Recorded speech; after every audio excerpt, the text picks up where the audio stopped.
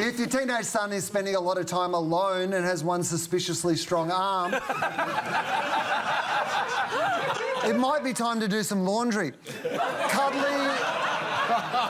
Cuddly is here to give you a hand. Oh, yes. Oh, yes.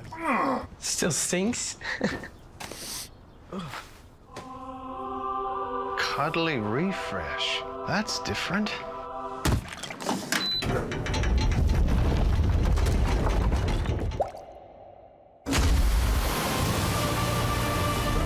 New Cuddly Refresh rinses out odours with 3 times odour action. Finally! Cuddly Refresh. Rinse the odour out. Oh, it's so refreshing to see a dad sniff his son. I'm glad they clarified this is a dramatisation of the wash cycle.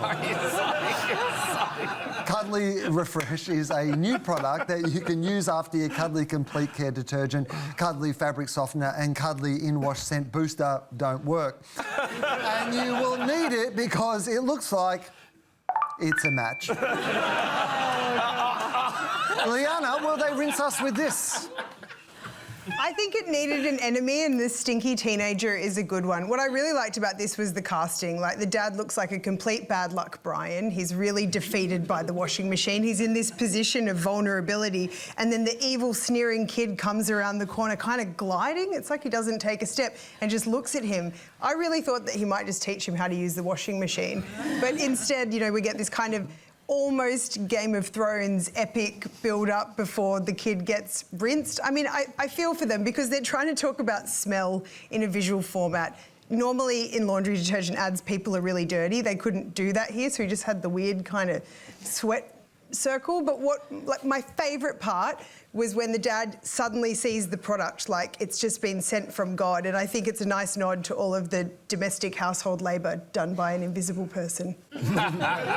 Joe, this is a textbook product launch, you know, and it's, yeah, the heavenly light comes out, he looks at the product, oh, that's different, it's so naff, and yet it absolutely works. It's literally marketing 101. So what you do, Will, you do a thing called a usage and attitude study, UNA study. Mm-hmm. You go out there into the world and you find out about what's the usage of products like this, what's the attitude that people have towards the product. They go, hang on, there's a bit of a gap there. Teenage boys really smell. There's an actual genuine gap. Can we solve that problem? Yes, we can create a formula that actually solves that problem. Well, this is really good news.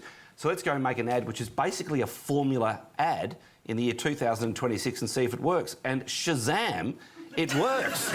So it's like, it literally could have been done in 1955 when they were writing the marketing textbook. This is just textbook. Can I say this, by the way? I love that you're trialling some new catchphrases. Shazam, that's good. I like that. Shazam might be the new grouse. I mean, that's the problem I have with it, is that it does look like it was 50 years ago. What I do like about it is casting a man in the role, because the majority of these ads are with women, and they're with women and their children, and so there is a stereotype. You can't even talk about that, Todd. Of course they've got to cast a man. As soon as you say, I'm glad they casted a man, then you're actually highlighting the fact that they've casted a man. I am highlighting the fact that they casted a man. But don't. I'm saying that's what I like about the ad. It is okay. So I like that they casted a man in this role.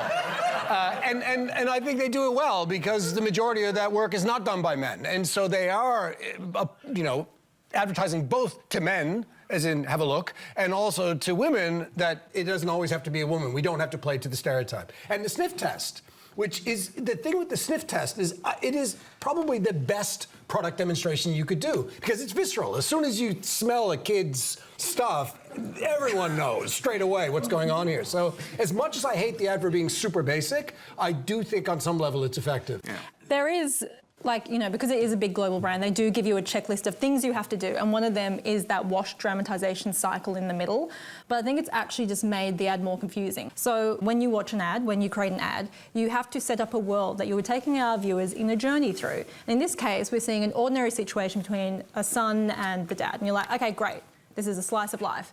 And there's a shower from the ceiling, you're like, that's a bit weird. And then suddenly we're like Ant-Man and we're Micro, and then he's in the bubble, and then we're back and he's got a new hairdo, and no one explained any of it. And so I just think it's one of those things where, like, they needed to simplify it and just focus in on the problem, because the problem is real, is that we are now making stinkier clothes than ever.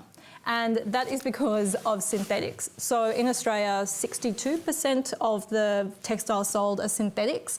And unlike cotton or other breathable fabrics, synthetics will get the body oils and bacteria from your armpits, and instead of absorbing that, they just like trap them on the surface of the fabrics where they create odors. And there's like 2 different odors that stink the worst. One of them is called Gruen bacteria, which is often in men's armpits more than women's, but also another one which is micrococcus, which only blooms on synthetic fabrics. So even though they tell you this stuff is great for exercise, it just makes you really pongy instead. Micrococcus was my nickname in high school. I'm so sorry. I was trying so hard not to do a joke then. I just couldn't do it. I was like, you're still a comedian. You can't walk past micrococcus. Yes.